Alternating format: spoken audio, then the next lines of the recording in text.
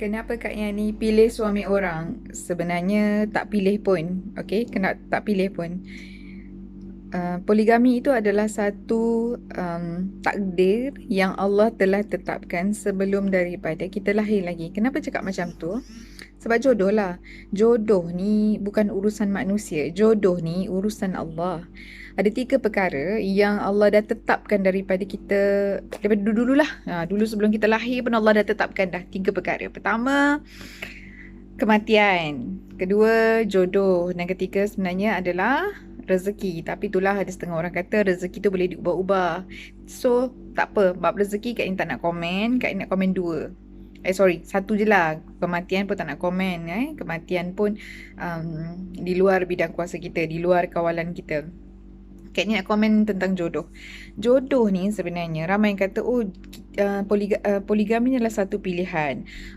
Dah kau pilih kan nak poligami, dah kau pilih kan nak kahwin dengan lelaki orang. Itu ayat-ayat sahabat-sahabat kita di luar sana.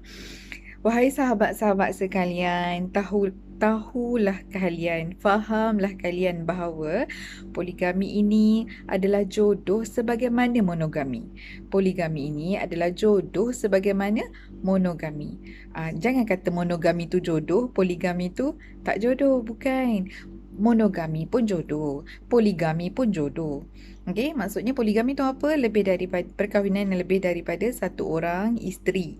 Jadi bila poligami tu jodoh, jodoh ini adalah takdir Allah. Dia bukannya urusan manusia. Ada yang kata Kak Yani, kalau Kak Yani elak mesti tak jadi.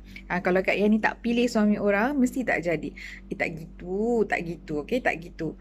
Kita ni bukannya semudah itu nak menerima suami orang. Tiba-tiba je kita nak suami orang, semua suami orang kita nak dekati, atau semua suami orang kita nak sondol-sondol bahasa sekarang kan. Bukan. Apa yang kita buat adalah kita sentiasa mencari yang terbaik. Apa itu yang terbaik tu? Mestilah kita nak yang bagus-bagus, macam Prince Charming lagi tu kan. Kita naklah calon kita tu yang baik, yang boleh bawa kita kepada agama, calon yang boleh melengkapi hidup kita, calon yang boleh fight untuk diri kita. Itu yang kita nak. So, isunya di sini adalah bagaimana kita nak tahu lelaki ini adalah calon pilihan kita, calon yang sesuai untuk kita, calon yang memang terbaik untuk diri kita. Itu bab calon tu nanti Kak Ini akan ulas. Tapi untuk hari ini apa yang Kak Ini nak ulas adalah tentang jodoh itu. Okay, jodoh. Jodoh tu jangan kata, tak ada. Jodoh ni memang atas urusan manusia. Kita ni ada pilihan untuk mengelak. Ada pilihan untuk mengelak. Elaklah sehabis-habisnya. Kalau begitu, kita naklah yang kaya, yang ada harta, yang limo panjang, datang menyerah dalam rumah, luar rumah kita. Kan?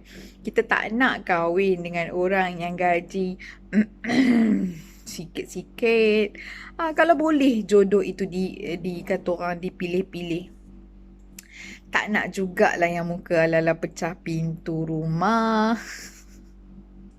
Kita naklah yang jodoh tu ala-ala dalam novel cinta. Kita naklah jodoh dengan lelaki yang boleh beri kita segala-galanya. Kan? Tapi hakikatnya Allah datangkan lelaki yang begini pada hidup aku. Allah datangkan lelaki yang begitu dalam hidup aku. Dan kita tak boleh nak menolak-nolak bab ni. Tolaklah. Kak Yani, saya dulu boleh je tolak, tak nak kahwin dengan suami orang. Itu tandanya kalian tak ada jodoh dengan lelaki itu. Jadi kalau kita tidak dijodohkan dengan suami orang, better. Okay? Alhamdulillah, itu rezeki kalian. Tapi kalau kita dah memang dijodohkan dengan suami orang, apakan daya? Okey, apakan daya? So, dalam isu ini, apa yang Kak Yani nak minta kita semua muhasabah diri. Barangkali semua rasa macam, okey, kalau macam tu bolehlah kita kahwin je mana-mana suami orang. Tidak. Bukan macam tu. Kalau poligami ini adalah takdir yang Allah tentukan buat kita, so kita follow the flow. Kak ini pun tak naklah korang semua nak apa kata orang, sondol je mana-mana suami orang. Bukan macam tu. Kalau dah memang takdir korang berpoligami, maka poligami lah. Terima ia sebagai satu perjalanan yang Allah sedang aturkan buat kita. Sebab tu Kak Ini ada buat, Kak Ini ada sharekan ayat yang sebelum ni. Okay, jangan menolak, jangan beria-ria lah nak menolak takdir Allah tu. Macam Kak Ini dululah. Okay, ni buat-buat sahabat kat luar sana yang baru tengok, baru nak kenal-kenal Kak Yani ni. Dulu Kak Yani monogami 12 tahun. Dengan suami yang pertama lah, dah bekas dah pun. Dulu pengalamannya, datanglah wanita A, B, C, D, E, F. Banyak lah kan. Okay. Dan akhirnya wanita yang terakhir itu Kak Yani pinangkan buat suami. Juga tidak mengatakan suami Kak Yani itu mata keranjang berbenar. Dulu suami dulu. Tak, dia baik. Semua wanita yang datang dalam hidup dia tu memang dicerita Kak Yani. Wow, nak tahu tak, saya kenal perempuan nama sekian. Perempuan nama sekian. Dia bagi tahu. Nah, cuma Kak Yani lah masa tu. Oh, perempuan tu kan. Okey. Tak apalah bang, lembut cakap depan-depan kan. Tak apalah bang. Bagilah saya kenal dia. Padahal bukan mudah untuk Kak Yani terima. Macam-macam perempuan Kak Yani keluarkan daripada hidup suami. So bermakna apa? Bermakna bukan mudah untuk Kak Yani berada dalam situasi sekarang. Jadi wahai sahabat semua, Kak Yani pun manusia biasa. Macam korang juga. Selalu bersangka buruk. Kalau madu Kak Yani yang sekarang lah. Ni Kak Yani ada 3 orang madu. Kak Yani isteri nombor 3 daripada 4. Kalau korang, kalau 3 madu Kak Yani lagi tu bercerita tentang buruk Kak Yani, terkejut korang. Baru tahu, oh Kak Yani tu buruk rupanya. Tak ada baik mana pun.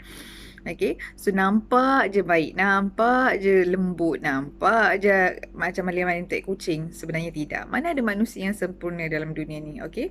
So sahabat semua, yang tidak boleh menerima takdir Allah, fahamilah kalian, lebih lama kalian meronta, lebih sakit jiwa. Kak Yani selalu cakap, kalau Kak Yani selalu kongsi, Kak Yani selalu tulis, kalau kita lebih lama meronta-ronta, lebih masuk jauh ke dasar kolam hitam gelap pekat yang berbau busuk gila. Okay? Dan bila kita dah meronta, dia bukan setakat masuk dalam dasar kolam yang gelap hitam pekat malam whatever tu, tapi dia tergumpal dalam sampah sarap yang kita tak jumpa jalan keluar. Lebih lama kita meronta, lebih seksa kita nak keluar.